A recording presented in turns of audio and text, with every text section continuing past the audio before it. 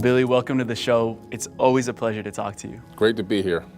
So I wanted to take a journey back to 1971. You're in Opelika, Miami, and a young version of you really felt out of place. You know, when I was a kid and I was in that impoverished state, I didn't understand what I was getting ready to do. I just knew that my mind was telling me, hey, what can you do to change your current situation, because this sucks. And that's when I came up with the idea of selling my toys door to door. After I did it and I actually had money in my hands, I remember looking at the money and saying, wow, I did it. And I said to myself, I'm going to save myself. I understood at an early age, wow, if I make a thought, or if I have a conscious thought and I put action behind it, I can change the outcome. So it told me that I had to take a risk, and I took that risk, and it worked out for me in a positive way. And I sat down without any training, any knowledge of anything. This is back in the 70s. And I sat down, I started writing goals. Like, what can I do here? What can I make a decision to do here? How can I change this situation? I don't have any shoes, I don't have any pants, I don't have any shirts. What can I begin to do to change my situation? If that one thing worked, what else can I do to make other things work? That's all the beginning process of the beginning steps of learning how to manifest. It's about writing down goals and then taking action. In this series, we've delved into what is the source, this field of consciousness that we're all connected to. How do you access that source at a different speed or a different level than most people? Right. We know that we're living in a wave-particle duality universe, right? And that wave also is a fractal of a wave. So as above, so below. There's also this reality wave that crashes over you, where people only recognize the moment that they're in when that moment hits them. So it's like they're standing at a shoreline with water crashing over their body. Now, but there's a whole other level of reality. A lot of scientific studies have been done by doing something as simple as putting somebody on a roller coaster and taking them on a very steep dive and seeing how their mind processes that time. And they started noticing different things. People were processing time in a different way depending on different situations. So time is not one stable, solid thing. This is time. Time is malleable, right? And the way we can experience it is also malleable. Now, one thing I found into the spiritual realm was that once you begin to tap into a higher level of thinking and consciousness, where you're actually tapping into the knowledge of the universe, you begin to rise up a little bit higher in terms of the way that you're experiencing time, and you're now surfing that wave. So instead of waiting for the wave to crash over you, you're actually closer to real-time information because you are now surfing on the wave. And scientists have done studies where they showed that a person can be experiencing what's going to happen in the future between 6 to 8 seconds ahead of time. Put somebody in a room, put images on the screen, let them watch this screen. Every 8 or 10 seconds, we'll put up another image and then see how the brain processes that data with a cap on, with sensors on it, to a computer. All of a sudden, the brain was sending information to the computer long before the image even showed up. Then this scientific experiment, which was discovered by accident, started to get duplicated over and over in many laboratories. And I realized, wow, we are experiencing time with a delay. So what we think is real time is delayed 6 to 8 seconds. For some people, when you get into a specific type of meditation, whether it's a sport, a hobby, transcendental meditation, or even thought experiments, you can then find a way to transcend that and be closer to real-time information. Well, we know that the way that we perceive energy and fields and magnetism and time and everything else is all very spiritual. We're talking about multidimensional thoughts. The way our mind works is multidimensional. The way the universe works is multidimensional. And so what somebody's doing at that point is they're tapping into the field. And the field has all information. And we know that through the pineal gland, which is your spiritual antenna, it has the ability to receive information as well. So our cells even are receptors. Now we know this through real scientific experiments. Our cells also receive information. So we're talking about the ability for our body and our mind to receive information directly from the field and give us that higher level of sensory perception that gives us the ability to do incredible things. And so I would like to be able to travel into the future to kind of see the propagation wave of what we're doing now. Because really what we're doing now is we're time traveling. Even this show that we're doing right at this moment is a time traveling show. We're traveling in time consciously because the words that we're speaking are cymatic frequencies that are emanating right now into somebody's ear. The cochlea is picking it up, processing the information, and altering their future reality. Something that I learned from reading the Sumerian tablets, actually, they called themselves the ordainers of destiny.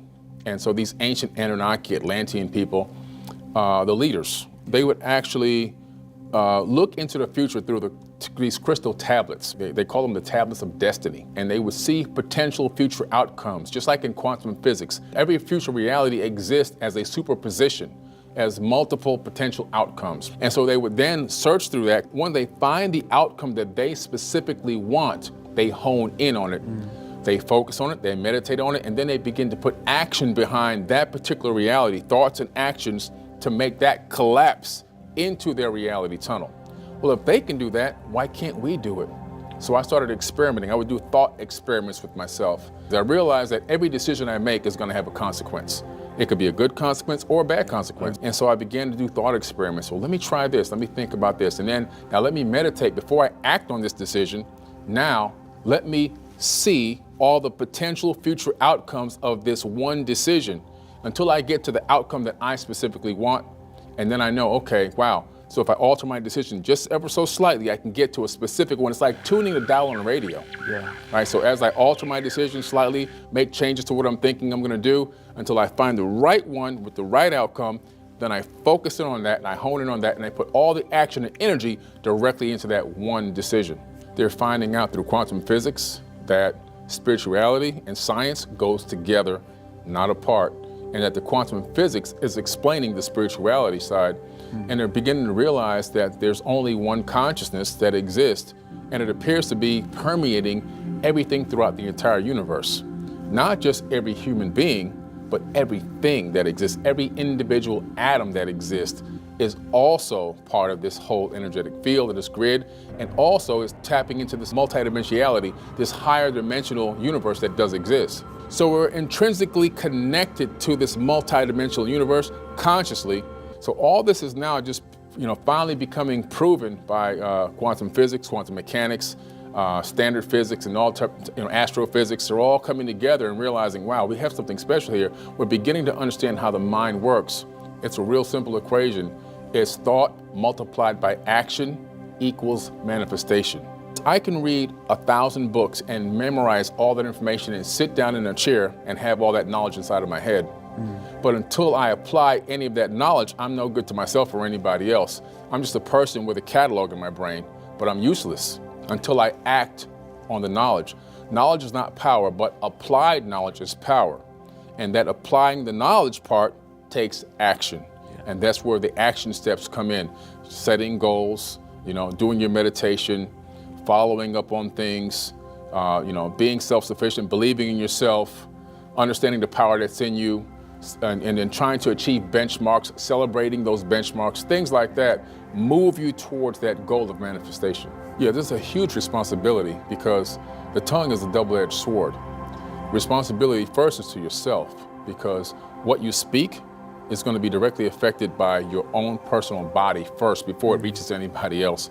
Anything you think is also going to be processed by your body first before it reaches anybody else. We're talking about the power of the speed of thought. And as soon as you think something, every single cell in your body vibrates to that information. As soon as you speak something, even if you're talking to somebody else and directing at somebody, your body is already hearing that vibration as it's already being created inside the body in your vocal cords, right? And it's resonating down the actual body cavity, again, vibrating every single individual cell in the body. So from that perspective, everything you say and do, if you're trying to speak something negative on somebody, that negativity is bouncing right back at you like a mirror because it's in your body first before it even gets to them. So you can make yourself sick by talking about somebody else negatively or attacking somebody negatively. So that's a huge responsibility to your own body. Number two, of course, is the world at large. What you're beginning to manifest is what's going to happen in your reality tunnel. Is that going to affect the world positively or negatively? It becomes a huge responsibility. Once you become really good at manifesting, you'll begin to see things that happen almost instantaneously at times. And knowing that, wow, I really have the power of word in my body. And when I speak it and think it, it better be something good. Now, the Om is a real powerful sound. It's the primordial sound of the universe. This is what the ancients say. And the Om symbol, which if people have seen that Om symbol before, some people think it's a religious symbol. It's not a religious symbol. It's actually a complete idea. That one symbol represents a complete idea or understanding. It's an ideology. And so that symbol represents the primordial sound, which is that Om. And that sound, that frequency, that cymatic frequency, under laboratory conditions, has been shown to move sand into specific forms, geometric forms, right? Shape water in a bowl with a speaker underneath the bowl. So we know these cymatic frequencies are very important. The word in the biblical text says, in the beginning was the word. Well, that word is what? Sound. And that sound frequency and vibration is what helps emanate everything into existence. Even from a subatomic level, we know that from string theory, there are microscopic subatomic strings that are vibrating, helping to energetically, through a frequency of sound, musically, it's creating everything that exists here that we call solid matter. Monks have used that Om frequency to levitate stones, to heal people's bodies. So this Om even has the capability of giving you astral projection, mind outside of space-time experiences, healing capabilities, just so much. And as we understand that the future of healing is sound, we're moving into that age of understanding as we head into the age of Aquarius, where frequencies and sound healing will become very popular. Well, we live in a universe which is multidimensional. It's multiverse. And so all probabilities exist. All versions of us exist doing something other than what we're doing right now, somewhere in the multiverse. And this is through quantum mechanics and quantum physics. So through understanding that there's a reality out there that exists with you doing something that you specifically would love to be doing, there's a way to get into a meditation. I call it a multiverse meditation. And it takes you into this meditative state where you literally are surfing through the multiverse. You're sending your mind outside of space and time, outside of dimensions, outside of this universe. And you can travel literally at the speed of thought. And then you can locate a version of yourself that's living the life that you would like to live here. Understanding of other versions and perspectives of yourself can give you the ability to thrive and manifest in a whole new way. And so when you realize and understand that, you understand the power of manifestation is the key to ushering mankind back towards the golden age.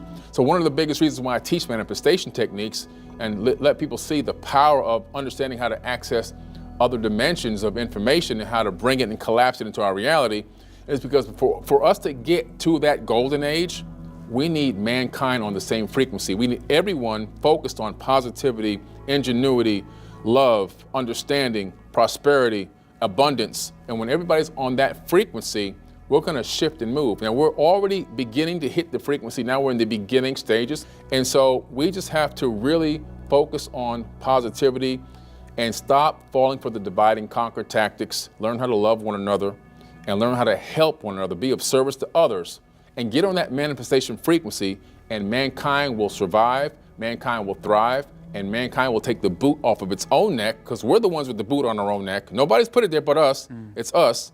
We'll remove that boot from our neck, and we'll stand up like a brand new baby learning how to walk, and we'll take our steps, and eventually we'll be running.